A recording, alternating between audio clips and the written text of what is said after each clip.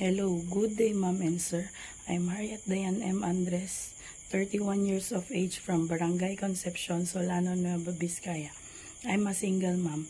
I have one child and she's now 12 years old. And I have 3 sisters. And my parents are Edwin A. Andres and Remalyn M. Andres. I'm a college level 3rd year undergrad. I have experienced household here in the Philippines for almost 2 years at Imus, Cavite. I do the household chores like cleaning, washing dishes, washing and ironing clothes, and most of all cooking. And I also do marketing. And I also have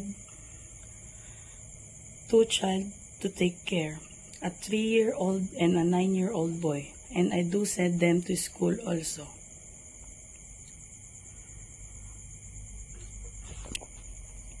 I am hardworking, dedicated, honest, and I'm willing to learn the task given.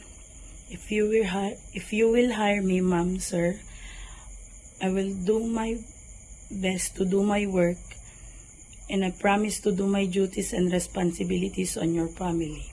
And I do hope that you will choose me as your helper. Thank you and God bless.